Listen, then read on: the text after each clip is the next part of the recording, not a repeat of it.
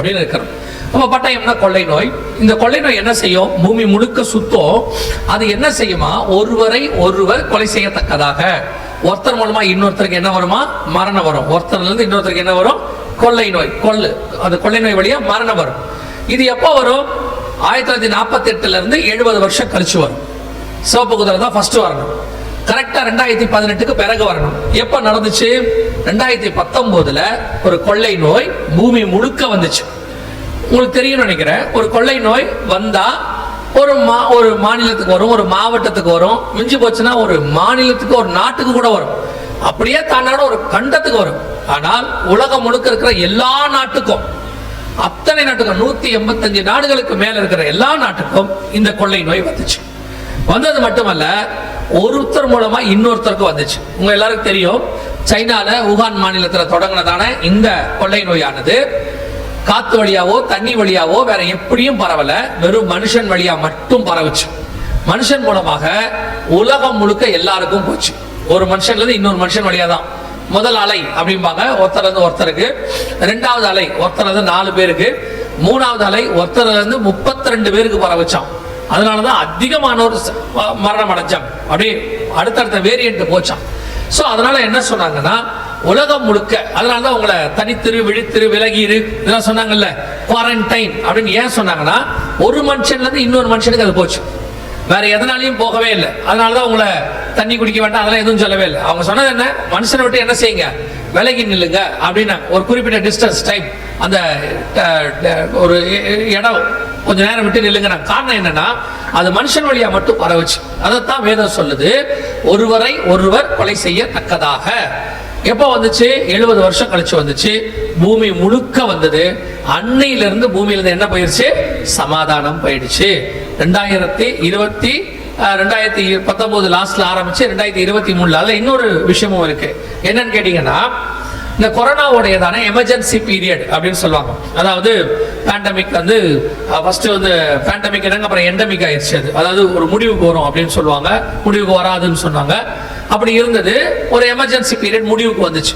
உலக சுகாதார மையம் இதோட கூட நீங்க மாஸ்க் போட வேண்டாம், வேக்சின் சர்டிபிகேட் வேண்டாம், நார்மலா போலாம். அது வரைக்கும் உங்களுக்கு என்ன சொன்னாங்கன்னா, வேக்சின் சர்டிபிகேட் வேணும், மாஸ்க் போடணும்.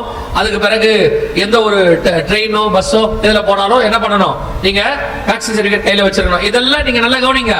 இது ஏதோ ஒன் டைம் நடந்துச்சு நடந்துக்காதீங்க. ஒன் டைம் நடந்துச்சுன்னு நினைக்காதீங்க. இது நெக்ஸ்ட் பண்ண போறதுக்கான உங்களுக்கு ஒரு ரிகல்சல். அடுத்து நீங்க உங்களுக்கு ஒன்று வேன் ஒன்று கொண்டு வருவாங்க, அதுக்கான ரிகல்சர் இது. உங்களை பண்ணி பார்த்தாங்க. என்ன பண்ணி பார்த்தாங்கன்னா, கையில வேக்சின் சர்டிபிகேட் வச்சு காட்ட சொன்னாங்க. ஒவ்வொரு இடத்துக்கு போகணும், ஸ்கூலுக்கு போகணும், அல்லது வந்து காலேஜுக்கு போகணும், வேலைக்கு போகணும், பஸ்ல ஏறணும், ட்ரெயின்ல ஏறணும், எதுனாலும் இந்த வேக்சின் சர்டிபிகேட் போன்ல இருக்கணும் அப்படின்னாங்க. அதுக்கு பதிலாக தான் உங்க கைக்கு, வலது கைக்கு, நெத்திக்கும் முத்திரை வரப்போகுது. இது இல்லாம நீங்க வெளியே வரக்கூடாது அப்படிங்கறத பிராக்டிஸ் பண்ணி பார்த்தாங்க. அந்த அவங்க சொன்னதெல்லாம் நீங்க கரெக்டா செஞ்சோம். நம்ம இது வந்து திருப்பியும் சொல்றேன், ஏதோ கதை மாதிரி கேட்டு போயிடாதீங்க. மிக முக்கியமான ஒரு பிராக்டிஸை அடுத்து பண்ண போறதுக்கு அவங்க பிரிமிலரியா பண்ண பார்த்தாங்க. அதுதான் நடந்துச்சு. சரியா 3.5 வருஷம் எக்ஸாக்டா 2019 இதுல ஆரம்பிச்சிச்சு. 2019 டிசம்பர்ல ஆரம்பிச்சிச்சு. 2023 மே மாசம் வரைக்கும் இங்க இருக்கு பாருங்க. 2023 மே மாசம் வரைக்கும் அந்த கொரோனாவோட எமர்ஜென்சி முடிவுக்கு வந்துச்சு. அதோட முடிவுக்கு வந்துச்சுன்னு சொல்லிட்டாங்க. சரியா 3 வருஷம் 6 மாசம். உங்களுக்கு தெரிஞ்சிருக்கும் நினைக்கிறேன். 3.5 வருஷம் என்பது பைபிள் கணக்கு. பைபிள் தான் நமக்கு என்ன இருக்குது? உபத்திரவம் 3.5 வருஷம், மகா உபத்திரவம் 3.5 வருஷம், ஸ்ரீயானவள் 3.5 வருஷம் வனாந்தரத்துக்கு ஓடி போனால், ஸ்ரீயானவள் வனாந்தரத்துக்கு 3.5 வருஷம் பறந்து போனால், 3.5 வருஷம் உடன்படிக்கை ஏற்படுத்தப்படும். இதெல்லாம் பைபிள்ல பாத்தீங்கன்னா 3.5 இயர்ஸ்ங்கிறது பைபிள் கணக்கு. அதே மாதிரி ஒரு 3.5 வருஷம் நம்ம காலத்துல நடந்துச்சு. இப்ப நம்ம கிட்ட நடந்துச்சு. அதான் கொரோனா. சரியா 3 வருஷம். ஆனா நம்ம எல்லாருமே இதை வந்து ஒரு கொள்ளை நோயா பார்த்தோம். பைபிள் சொல்லுது வருகைக்கான அடையாளம் என்ன அப்படின்னு போது இயேசு கொள்ளை நோய்னு சொன்னார். கொள்ளை நோயை பார்த்தோம். ஆனால் இந்த கொள்ளை நோய் வேதத்தில் உள்ளது, வேதத்தின் கணக்கின்படி நடக்கிறது, எழுத்துக்கு எழுத்து வேதத்தில் உள்ளதான் நடக்குதுங்கிறத நம்ம கவனிக்கல. நம்மளை பொறுத்த வரைக்கும் அதை நம்ம எப்படி எடுத்துக்கிட்டோம் அப்படின்னா, உலகத்தார் எப்படி எடுத்துக்கிட்டாங்களோ அப்படியே நம்ம எடுத்துக்கிட்டோம். உலகத்தாரை பொறுத்த வரைக்கும் இது ஒரு சம்பவம், நம்ம சரித்திரத்தில் நடந்ததான ஒரு காரியம். அதே மாதிரி நமக்கும் இது சரித்திரம் இல்ல, இது தீர்க்க தரிசனம். உலகத்தை பொறுத்த வரைக்கும் அது சம்பவம், நமக்கு தீர்க்க தரிசனம். அதான் எப்போ சொல்லுவேன், தேவ மனிதர்களுக்கும் உலகத்தில் உள்ளவர்களும் வித்தியாசம் இருக்கு. ஒரு காரியம் நடக்கும்போது அது எதனால வருது அப்படின்னு ஸ்பிரிச்சுவலா ஆராய வேண்டியது தேவ பிள்ளைகளுடையதான வேலை. உதாரணத்துக்கு பஞ்சம் வந்துச்சு, எல்லா இடத்துலயும் பஞ்சம் வரும். ஆபிரகாம் காலத்தில் ஒரு பஞ்சம், ஈசாக் காலத்தில் ஒரு பஞ்சம் இருக்கு, அப்புறம் வந்துட்டு நகோமி காலத்துல ஒரு பஞ்சம் இருக்கு, ஆகாப் காலத்துல பஞ்சம் இருக்கு, தாவீது காலத்துல பஞ்சம் இருக்கு, எல்லா காலத்திலும் பஞ்சம் இருக்கு. ஆனால் இவங்க அத்தனை பேரும் பஞ்சத்துல என்ன செய்வாங்கன்னு பாத்தீங்கன்னா, ஒவ்வொருத்தரும் அந்த பஞ்சத்துல தப்பிக்கிறதுக்கான வழி தேடுவாங்க. ஆனா தாவீது மட்டும்தான் ஆண்டவர்கிட்ட போய் கேட்பாரு, ஏன் இந்த பஞ்சம் வந்துச்சு அப்படின்பா.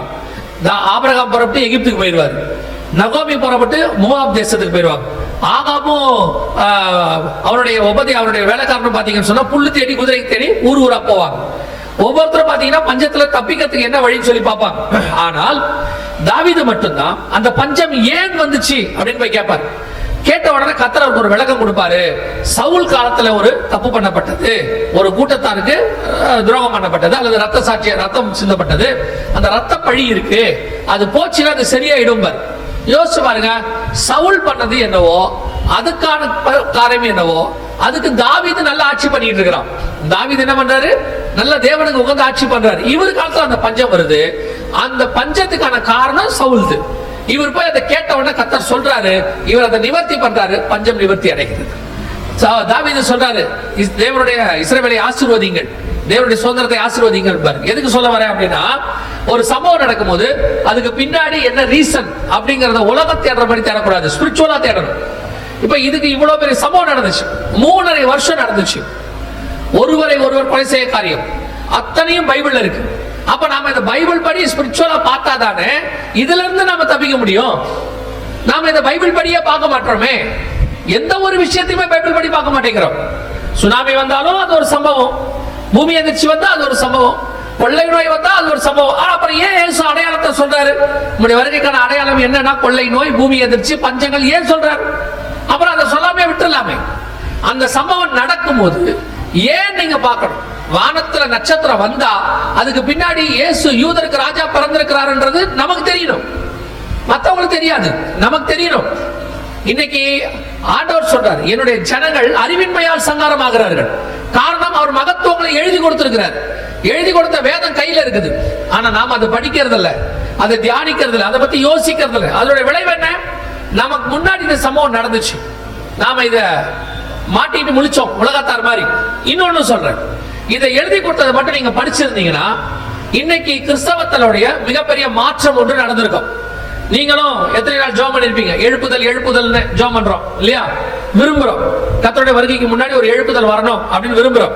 ஆனால் எழுப்புதலுக்கான நல்ல நேரம் இந்த கொரோனா நேரம் தான். எப்படி அப்படின்னு கேட்டீங்கன்னா, இப்ப பேதுருவின் மாமி உடம்பு சரியில்லாம படுத்திருக்கிறார், இயேசு அங்க போறார், போய் அவங்களை சுகமாக்குறார். சுகமாக்கணும்னு பாருங்க, அன்னைக்கு ராத்திரி அவர் வீட்டுக்கு எல்லா கூட்டமும் வந்துருச்சு. அந்த வீட்டுக்கு மறுநாள் காலையில பாருங்க, அதிகாலையிலே ஜனங்க வந்துட்டாங்க, ரிவைவல் ஸ்டார்ட் ஆயிடுச்சு.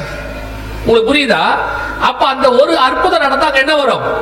ஒரு பெரிய மாற்றம் அந்த ஊருக்கு வரும். ஒரே ஒரு பிசாசு பிடிச்ச மனுஷனை விடுதலை ஆக்கினார், சங்கிலியில கட்டப்பட்டவன. அந்த கிராமமே என்னவாயிடுச்சு? ரட்சிக்கப்பட்டுச்சு. ஒரே ஒரு சமாரிய ஸ்திரீ சுகமாக்கப்பட்டாங்க, அதாவது அறிகிற அறிவுக்குள்ள வந்தாங்க, அந்த கிராமமே வந்துடுச்சு. அப்ப கர்த்தர் என்ன செய்வாரு? இப்ப இந்த கொள்ளை நோய் வந்துச்சு இல்ல, இந்த கொள்ளை நோயில உங்களால ஏன் ஒரு அற்புதத்தை செய்ய முடியல, நம்மளால ஏன் ஒரு பெரிய மாற்றத்தை கொண்டு வர முடியல அப்படின்னா, நாம யாருமே இந்த கொள்ளை நோயை ஸ்பிரிச்சுவலா ஃபேஸ் பண்ணல. நாம எல்லாருமே உலகத்தார் ஃபேஸ் பண்ண மாதிரியே ஃபேஸ் பண்ணோம்.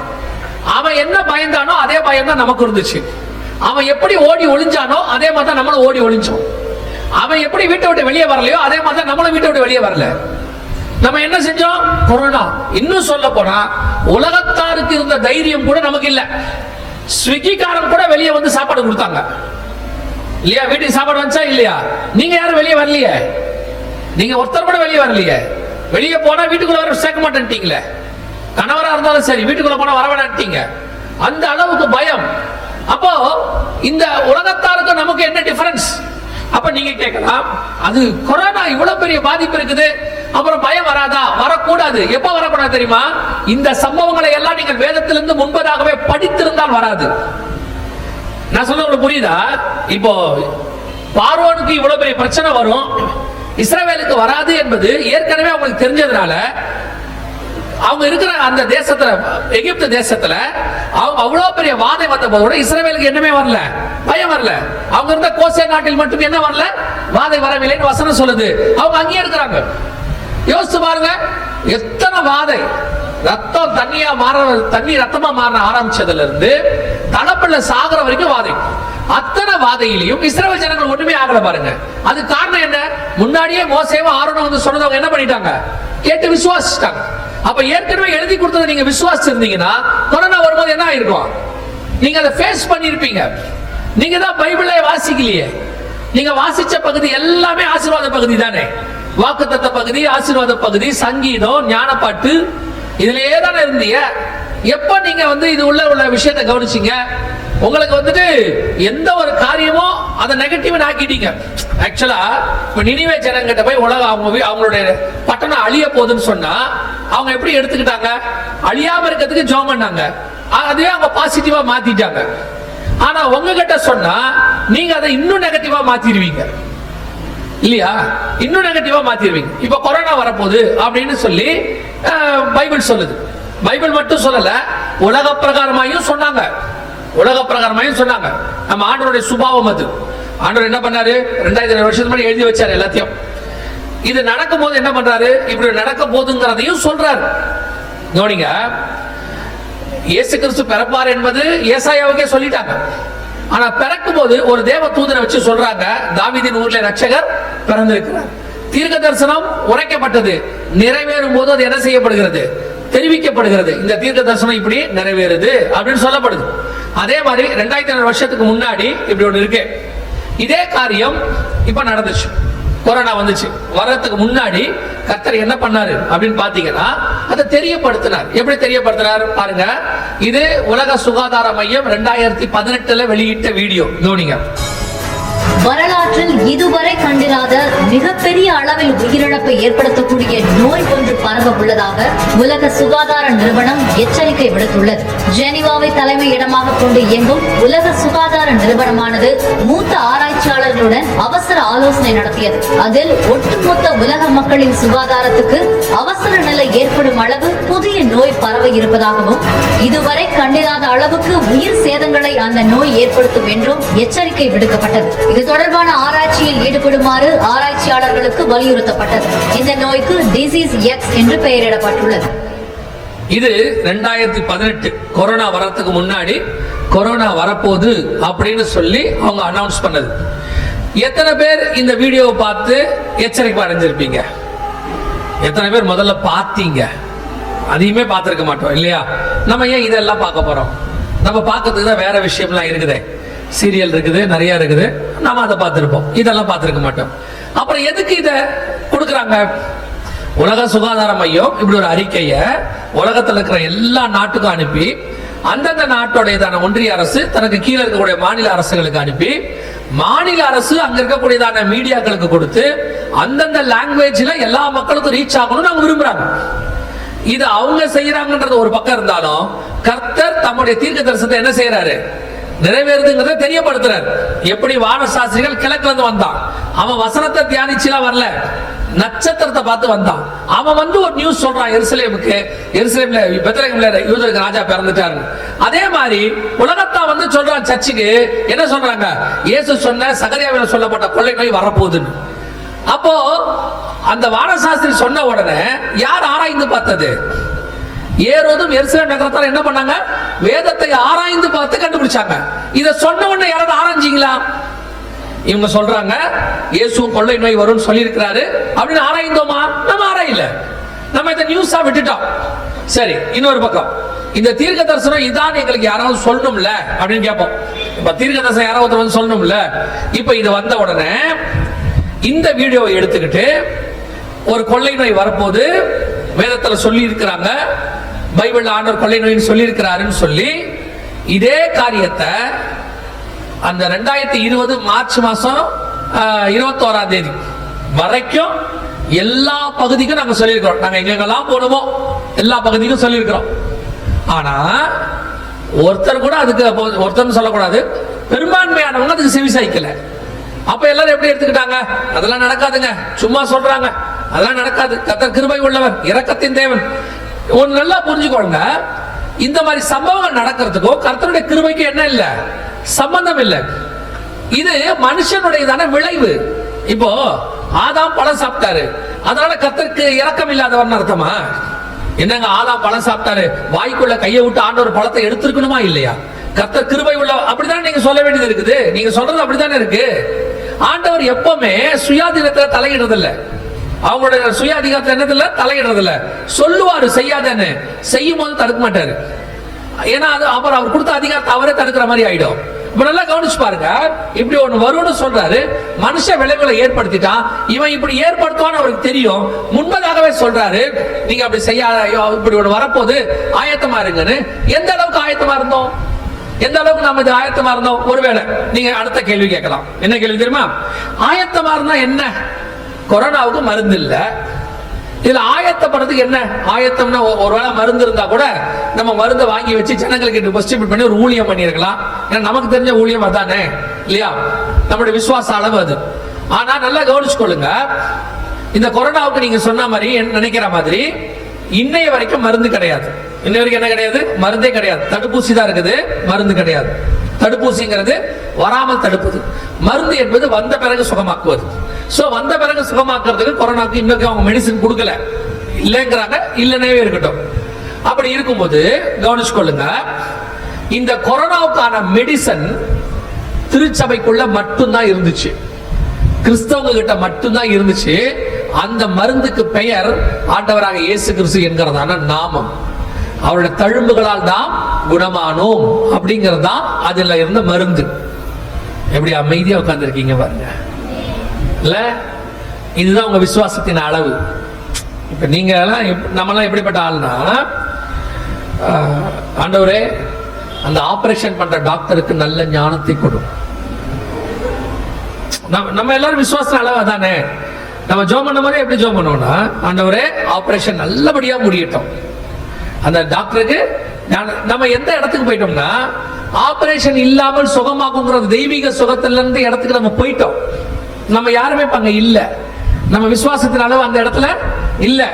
இல்ல ஆண்டவரே சுகம் கொடுப்பாரு, அடுத்த வார்த்தை ஆண்டவர் சுகம் கொடுப்பாரு, நம்மளும் ஞானமா இருக்கணும்ல, இல்லையா? நம்மளும் எப்படி இருக்கணும்? ஞானமா இருக்கணும்ல. அந்த கண்ணு தெரியாத ஒருத்தர் பர்திமை வந்தார்ல, அவருக்கு ஞானம் இல்ல, சரியா? மரித்தோர ஒருத்தரை கூட்டு வந்தாங்க லாசரு, அவருக்கு ஞானம் இல்ல. இவங்க எல்லாம் ஞானம் இல்லாம தான் இயேசு கிட்ட வந்தாங்க. நமக்கு தான் ஞானம் பொத்துக்கிட்டு கொட்டுது.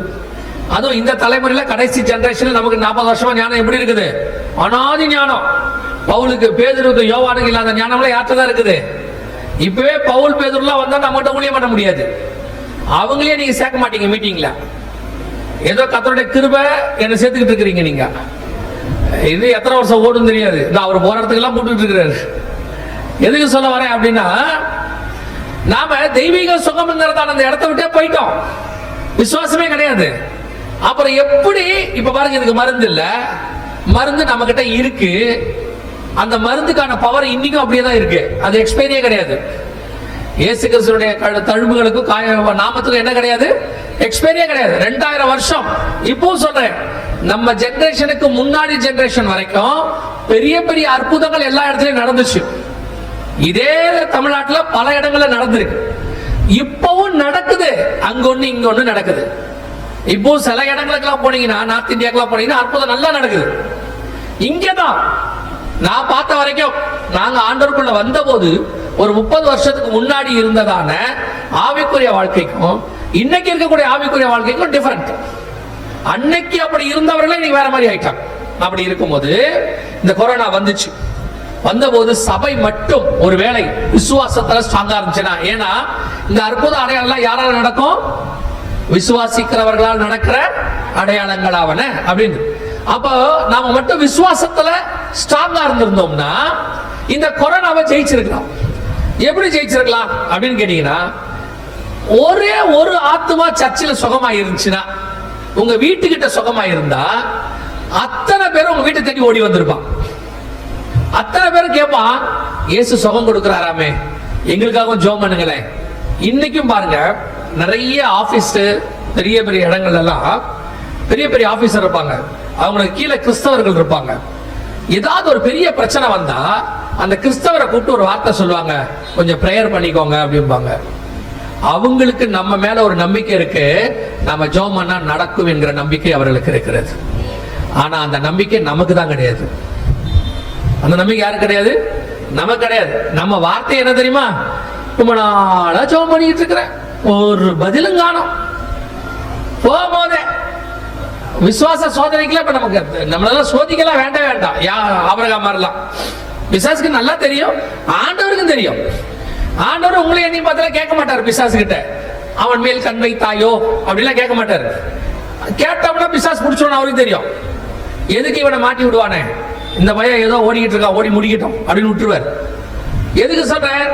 இன்னைக்கு சபை விசுவாசத்தில் இல்லை. கடந்த 20-30 வருஷமாக நாங்கள் பார்த்த வரைக்கும் சபை விசுவாசத்தில் வளரல, சபை ஆசீர்வாதத்தில் வளர்ந்துருக்குது. உங்களுக்கு விசுவாசம் ஆசீர்வாதத்தின் மேலதான் இருந்துச்சு. அதனால நீங்க எதை விசுவாசிச்சீங்க? கர்த்தர் வீடு கொடுப்பார், கர்த்தர் வந்து நல்ல வாழ்க்கை கொடுப்பார், எதிர்காலம் கொடுப்பார், பையனுக்கு வேலை கொடுப்பார், பொண்ணுக்கு கல்யாணம் கொடுப்பார், கல்யாணம் கொடுத்த பிறகு குழந்தை கொடுப்பார், குழந்தை கொடுத்த பிறகு பேரப்பிள்ளை கொடுப்பார், பேரப்பிள்ளை கொடுத்த பிறகு திருப்பி கல்யாணம் கொடுப்பார். இப்படியே தான் 2 தலைமுறையை ஓட்டிட்டீங்க. சரியா?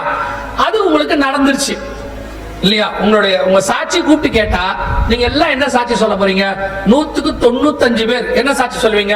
ஒண்ணும் இல்லாம வந்தோம், கர்த்தர் எங்களை ஆசீர்வதிச்சாரு, கடையை கொடுத்தாரு, ஒரு கடை 2 கடையாச்சு, 2 கடை 3 கடையாச்சு, அப்புறம் ஆண்டவர் எங்களுக்கு நல்ல மருமக கொடுத்தாரு. அது சொல்ல மாட்டீங்க, சான்ஸ் இல்ல. நல்ல மருமகம் கொடுத்தாரு, அதை வேணாலும் சொல்லுவீங்க, அதுக்கு வர வாய்ப்பு இருக்கு. நல்ல மருமகம் கொடுத்தாரு, அப்படியே எங்களுக்கு 2 வீடு கொடுத்தாரு, நல்ல அழகான பேரப்பிள்ளைகளை கொடுத்தாரு, இப்படித்தான் சொல்லுவீங்க. எங்க சாட்சி சொல்லுங்க பாப்போம். நான் ஒரு 4 பேரை உயிரோடு கூட எழுப்பி இருக்கிறேன். கர்த்தர் என்னை கொண்டு ஒரு பெரிய கூட்டத்தை ரட்சித்தாரு.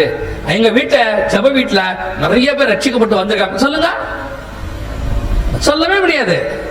ஏன்னா உங்க விசுவாசமே உலக ஆசீர்வாதத்துல மட்டும்தான் இருக்கு. உங்க விசுவாசம் ஆவிக்குரிய ஆசீர்வாதத்தின் மேல் இல்லை. வேதம் சொல்லுது, கீழானவைகள் அல்ல மேலானவைகளே நாடுங்கள். கொரோனா வந்துச்சு, இப்ப உங்ககிட்ட எல்லா ஆசீர்வாதமும் 30 வருஷமா தேடி வச்சிட்டீங்க. ஆண்டவர் கொடுத்துட்டாரு. ஏன்னா என் நாமத்தால எதை கேட்டாலும் தருவேன்னாரு. அதனால நீங்க கேட்டோம்னா அதையும் கொடுத்துட்டாரு.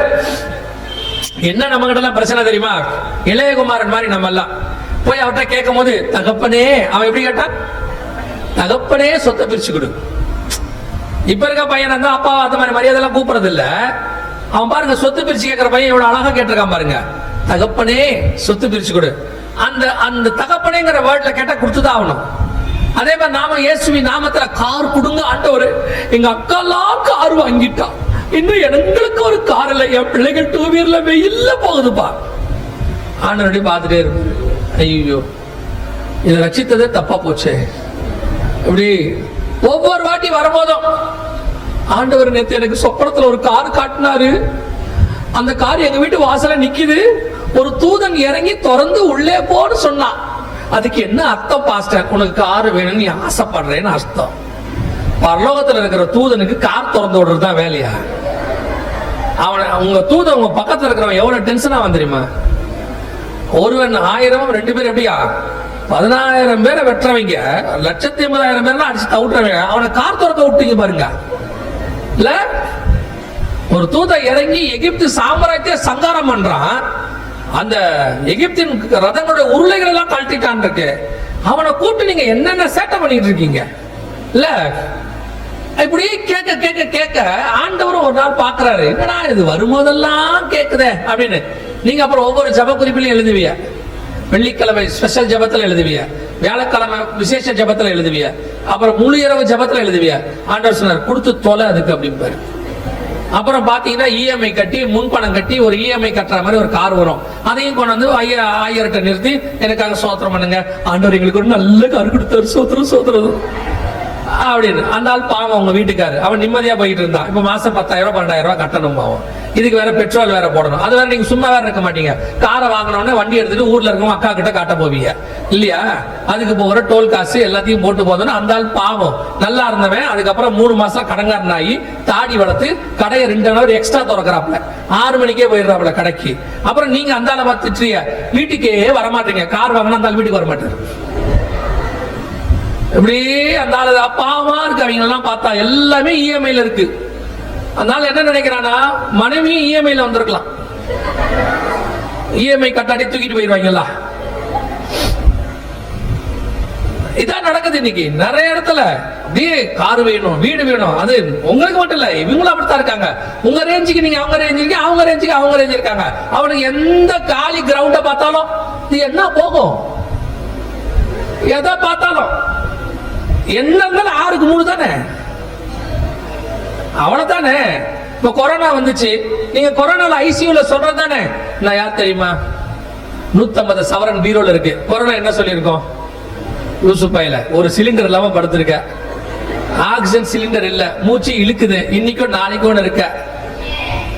என்னாச்சு, இன்னைக்கே போதா?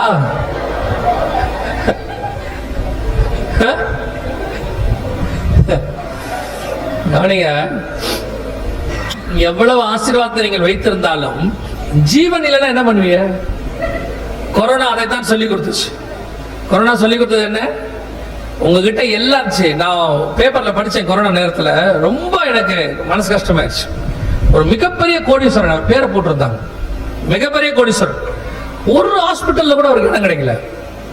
கடைசியில் அவர் ஒரு ஹாஸ்பிட்டல் வாசல்ல காரை திறந்து போட்டு சீட்ல படுத்திருந்தார். சிலிண்டரை கொண்டு அவர் கார் பக்கத்துல வச்சு போட்டார்.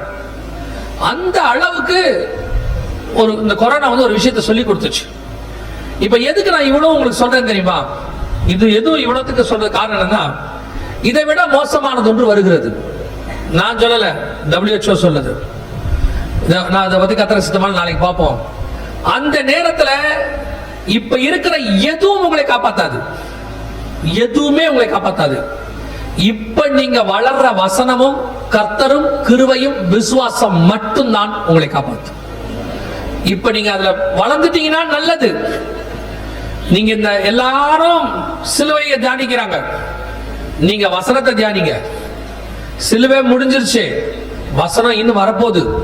சிலுவை பற்றின உபதேசம் நமக்கு தேவ பலன், மாற்றுக்கிறதே கிடையாது. ஆனா உபதேசம் தான் பலன். நீங்க வீட்டுல சிலுவையை போட்டு வச்சதுனால பரலோகத்துக்கு போயெல்லாம் நினைச்சுக்காதீங்க. நிறைய பேர் பாத்தீங்கன்னா இந்த குருத்தோலை ஞாயிறுல குருத்தோலை கொண்டு போய் எங்க மாட்டிருப்பீங்க, வீட்டு வாசல்ல மாட்டிருப்பீங்க. அவங்களோட நம்பிக்கை என்னன்னா, அதை மாட்டினோட பிசாசு என்ன செய்யாது, காஞ்சி போனா என்ன ஆகும், பிசாசு வாசல்லே நிக்கும். சிலுவை காயிட்டும் உள்ள போலாம். அப்ப உங்க விசுவாசம் எது மேல இருக்கு? குருத்தோலை மேல, சிலுவை மேல இருக்கு. அதுல இல்ல.